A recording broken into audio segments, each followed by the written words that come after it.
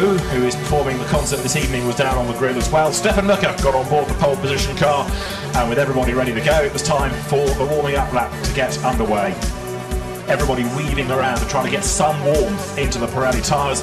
Drivers and team principals looking nervously. Some got warmth into the tyres, others didn't. Alessandro Pietroidi on the outside line on his cold tyre spun. Look how close Nick Tandy came to disaster in the Porsche as everybody swept. How the field got through without contact with the Ferrari is quite amazing. There we saw another spin further round down at the Fagnes sequence of corners, and then a dive up the inside of the Jones brothers, clipping the back of the Audi, spinning it around, damage to the Mercedes. We couldn't really tell if the Audi was damaged very much there. Drive through for the Tandy Porsche. And then there was more contact, and that turned around Ludovic Bader, turned around Peter Cox, I should say, coming out of the bus stop. The Lamborghini was able to rejoin, but I'm afraid we now know that he's out of the race. Andrea Piccini was busy battling with Lucas Ordonez. Both ran wide into the bus stop.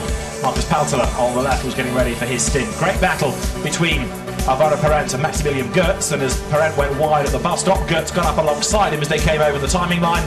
The Mercedes was briefly ahead, but by the time they got to La Source, Parent, who stood his ground on the inside, was able to go back ahead. Further drama, Gregoire de Moustier tagged into a spin at the bus stop. He was able to rejoin, but the McLaren lost a lot of places. He really got mugged. His cars one side the other. But this drama in Eau Rouge, Alex Buncombe coming in this, and rear wheel nut comes off. The rear wheel follows, and that heavy impact on the right-hand side, the front and the rear of the Nissan. And Alex fine, other than maybe a little bit headachy, but otherwise, but big damage to the right side of the Nissan. And that car, a retirement, that brought out the first safety car. And when we were released to go back into racing, the battle for the lead was between Stefan Mucker and Nick Katzberg, and they found themselves on the tail of Nick Tandy, who was still on the lead lap, but who was absolutely irresolute that he was going to stay on the lead lap. And so the battle to try and get past him was as intense as it was for the lead itself. The cars running nose to tail up towards Les Combes. Behind them, Alvaro Parent was running in third place. And as they turned their way through Les Combes, Katzberg made a move. He got squeezed over the curb. He slotted back in behind the Aston Martin.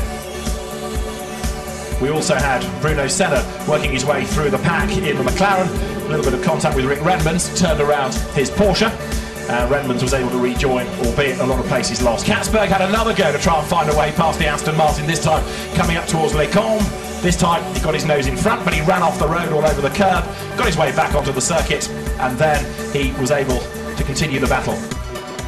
So as the cars battled their way up towards the end of the lap, Stefan Mucker then peeled into the pit lane, chased by Maxime Martin. Nick Katzberg stayed out there and managed to hang on to the race lead.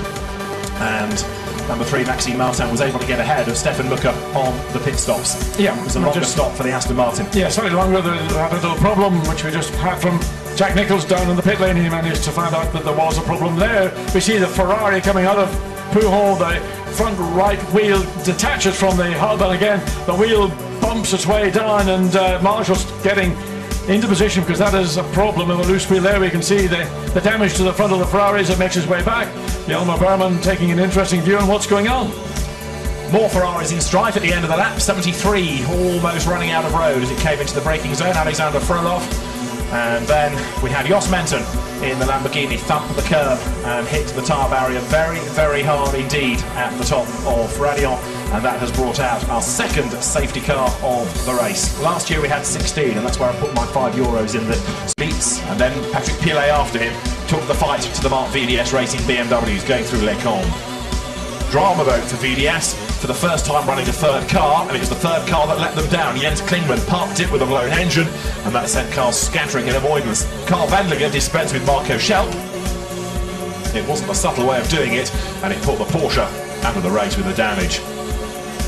But the move of the race to get the lead was Patrick Pilet's. 4 abreast up towards Les Combes. He swooped round the outside of the traffic and the Mark VDS BMW of Yelmer Berman to take the lead of the race, and that was quite a move. It was watched by the Mark VDS team in the garage. As the Porsche continued, BMWs came for the pits, and as the field accelerated onto the next lap, back into the race after a driver change went car 3. Next stop though was for Patrick Pilet to give the Porsche back to the man that had started it, namely Mark Lieb, as he ran round the car to get on board. That left Yelmer Berman pounding on in the Mark VDS BMW, and it was going to be touch and go as to who would keep track position after the Porsche rejoined. but it was going to be the BMW that came out on top, and that gave Lieb a bit more work to do to try to get back onto terms and then ahead of the BMW.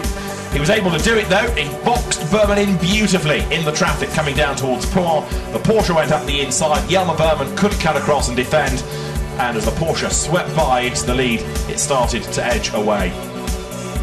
As the light faded, we had dramas for one or two of the midfield runners. They were now having to concentrate not just on their own battles, but also on a different look to Spa as the light faded and they were ever more dependent, the drivers, on the headlights.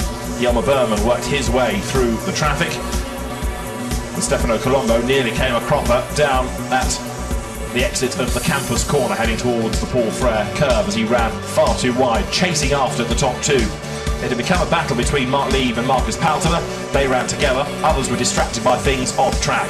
Eau Rouge looked as majestic as ever as the light faded, and then a piece of carbon fibre went through a tyre on the Aston Martin of Johnny Adams, sending him to the pit lane in the car that Stefan Mucker had put on pole and had led with early on. A picture postcard view of Spa as the nighttime part of the race got underway. The drivers needed to keep cool somehow. Xavier Marson in particular finding life pretty hot out there. The fireworks went off, a distraction for some, a focal point of the night for others. The concert getting in full swing here at Spa-Francorchamps as well, as people parted the night away, starting to lose track a little bit on pit stop strategies and who was where in the race order.